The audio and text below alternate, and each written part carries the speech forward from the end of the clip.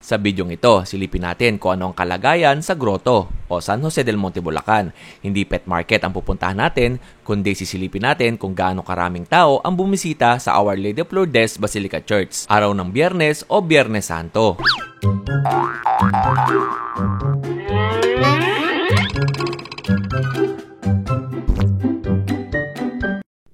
Eto, nandito ulit tayo at nakamotor naman tayo ngayong araw. Pupunta tayo dito sa Grotto at bibisitahin nga natin yung ating mga kaibigan dito. Ayan. Konti na yung tao, unlike nung kagabi nang galing tayo dito at nagbike tayo, napakadaming tao. Ngayon ay kokoonti na lang. Ang pinupuntahan nga rito sa Grotto ay yung Our Lady of Lourdes Basilica Church tuwing ano yan, mahal na araw, yung malalayong lugar na mga kabataan, mga pamilya, mga family pumapasyal dito tuwing Huwebes Santo. Marami tayong mabibili rito.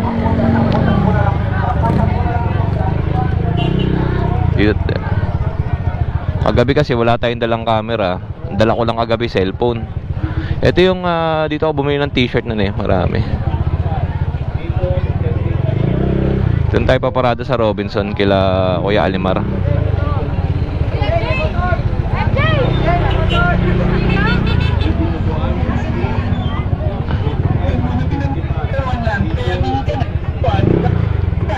Ngayon, kukuha tayo ng drone shot ngayong araw.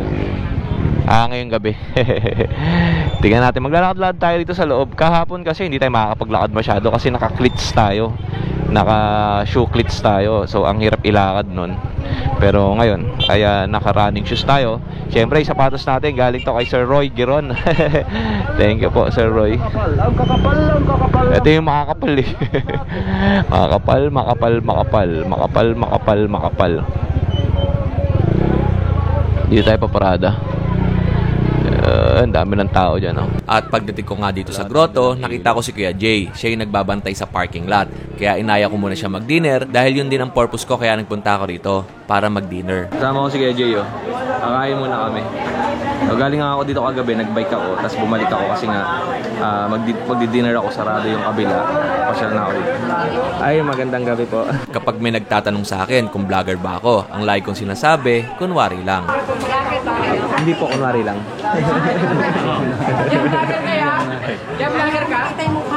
Hindi, kunwari lang. At pagkatapos nga namin kumain, ako'y umikot na para masimulan na ang ating video. Eto, kasama ko sila dito, napakadilim mo lang makita.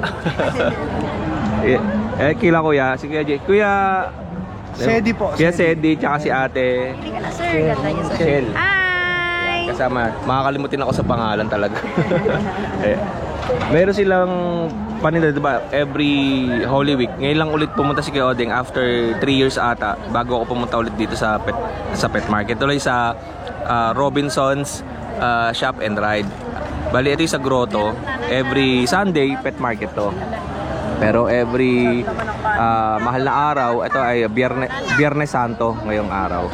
May mga titinda na damit. Ito kila ate. Ang benta niya, brand new ay 100 pesos. Ayan, ganda, large. Mga bagong hango to, galing US. Yes po, iba't ibang yan. Iba't ibang to, sizes. Pwede kayo mamili. Pasyal na kayo dito. Hanggang Sunday pa naman Yes, sila ate US dito. brand talaga yan sir. Rockway, Mantinity, may barcode pa yan. Ang tsaka ang ganda ng tela. Branded talaga yan sir. 100 naka-bargain sale. Tapos meron pa siya dito yung mga pambabae. Ito may mga customer tayo.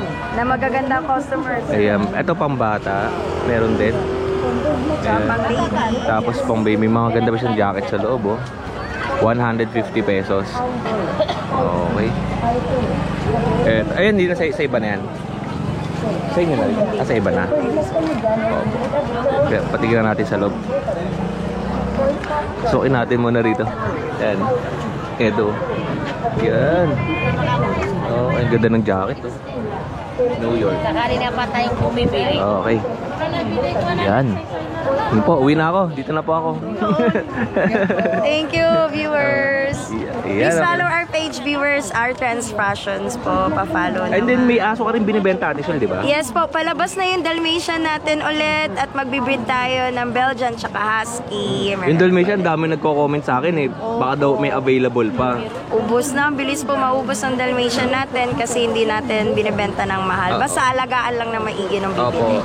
O yun sa mga, siyempre ang contact number natin.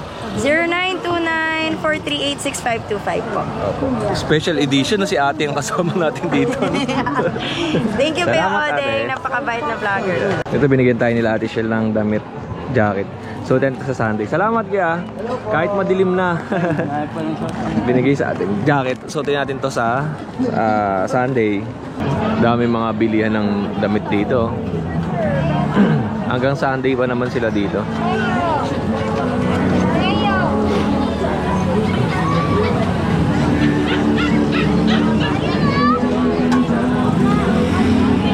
Ate Birdie, oh.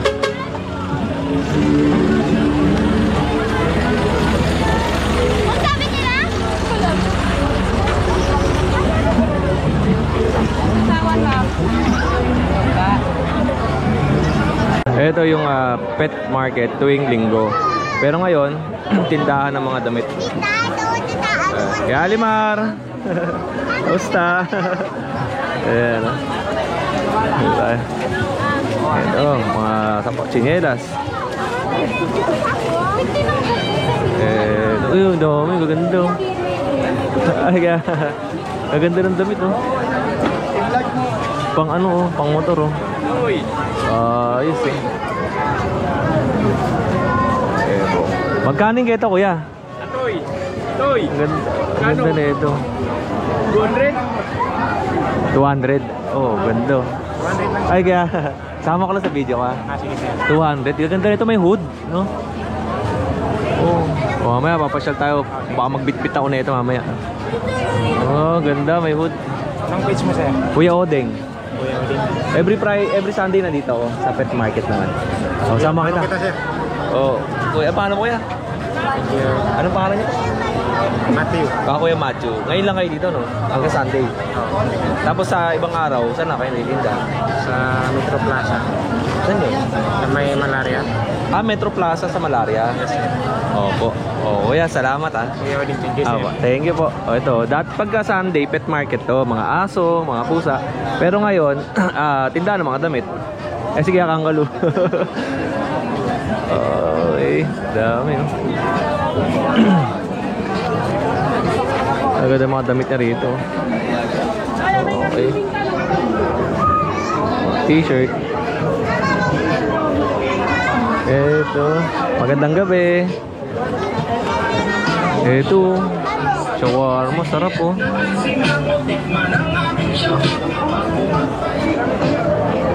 Oh, brief. 25.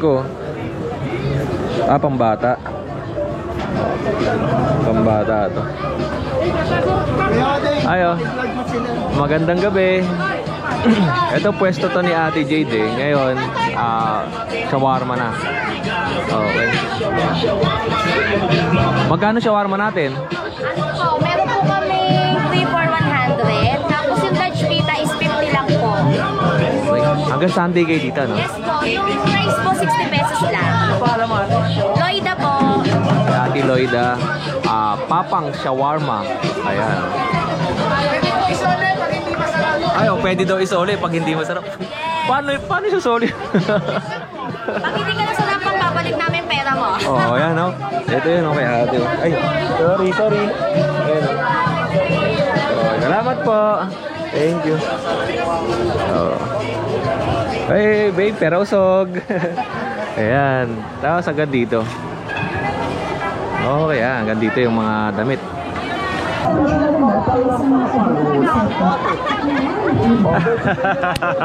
Kamusta ka? Ate Cora, kamusta ka? Talagang nandito ka, ha? Dito, uuwi na nga kami. Bakit? Hanggang 2 araw lang kami dito. 2 days ka lang? Balik ulit linggo. Doon naman.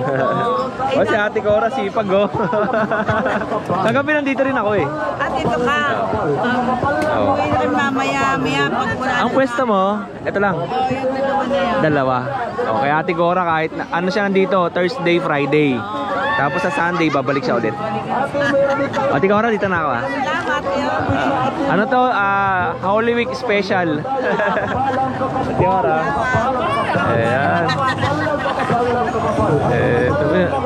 Ano po yan ate? Wala na po, scallop po. Ay, scallop. Sold out. Sold out. Hindi, kunwari lang. Oo. Scallop. Yan. Eto, kila ate, ano. Sarap siguro niyan, no? Hindi na. Ano ba meron dyan? Ice cream. Ice cream, sir. Oh, may ice cream din dito. Coke float na may ice cream. Apo. Parang McDonald's. Yes, mas masarap pa sa Jollibee. Yan, no? Mac Jollibee. Jollibee me bone. Apo. Yan. Okay. Salamat po, ate. Anong pangalan Kuya Odeng. Kuya Odeng. Kuya Odeng? Opo. Okay. Kunwari lang vlog-vlog. Okay po. Ate Cora, dito na ako. Thank you po. Salamat.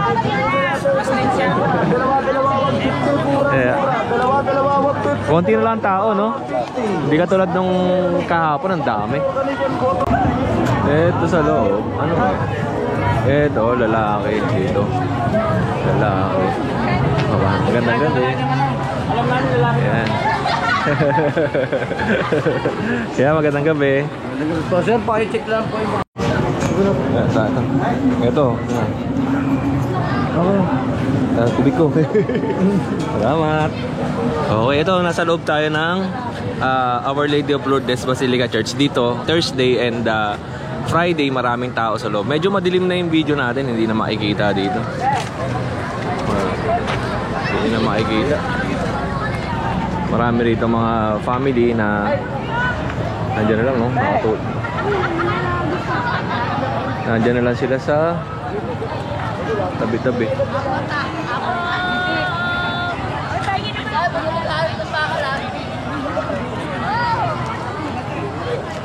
Madilim na ang ating video kaya kumuha muna ako ng aerial shot. Hindi tulad nung nakaraang taon, napakadaming tao ang bumisita rito ng Biyernes Santo. Kung makikita nyo nga, maraming mga family, mga grupo at barkada ang naglatag ng kanilang mga tent. Ang Our Lady of Lourdes Grotto Shrine ay unang binuksan sa publiko noong February 11, 1965, kasabay ng pista ng Our Lady of Lourdes. Ang site ay tinatag ni Horacio A. Guanzon at Anita Guidote Guanzon, na ang pinagmulan ng pamilya ay nagmula sa mayayamang pamilya sa Bulacan, Pampanga at Nueva Ecija. Nagpasya si Anita Guidote Guanzon na itatag ang Grotto Shrine bilang isang pasalamat sa paniniwalang ang pagbuti ng kanyang kondisyon ay isang himala. Ang mga doktor na nag-diagnose ng kanyang cancer ay inaasahan na mayroon lamang siyang 6 na buwan upang mabuhay, ngunit nagpatuloy siya upang mabuhay ng higit pang 3 dekada. Okay, marami mga families dyan, nagtatayo na sila ng tent, dyan na sila nag-stay. Siguro simula pa ng Thursday ay nandyan na sila.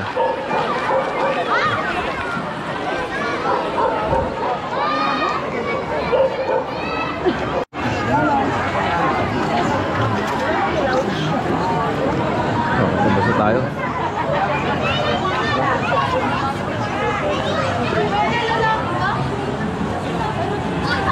Yung lalaki kasi kinakapagod. Kuya! Here go. Kasi nanya, kala mo ba? Kaya? Itong nasa dulo, papunta na to ng Petron, ay puro pagkain na ang nakapwesto. Pagkain, dami, sarap na, no? Ito mga damit. 50-50 na lang ang bawat isa at medyas 3 par.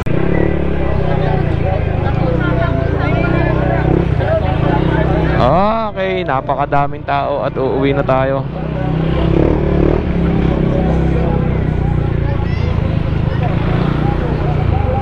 May dala siyang Shih Tzu. Alright. Ang sarap sa pakiramdam, no? Alam mo yung mga bagay na nagagawa mo, gustong pumunta sa ganito, gusto mo pumunta sa ganyan, meron kang sariling service, di ba?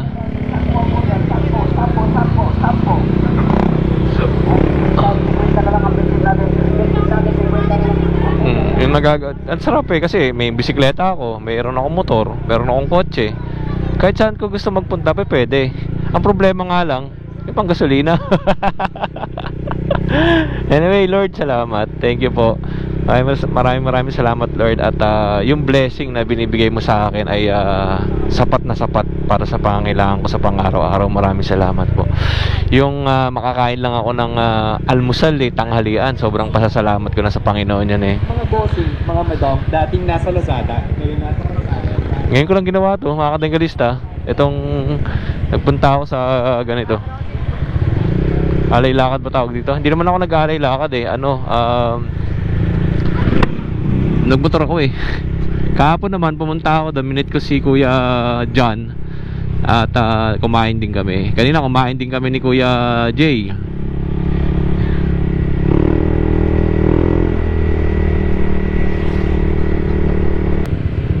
Alright. Magandang gabi.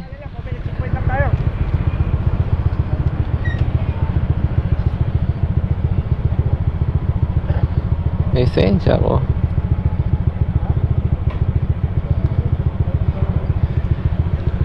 Sir, magandang gabi. Taga po ako? Taga Opo. Salamat po. Salamat po.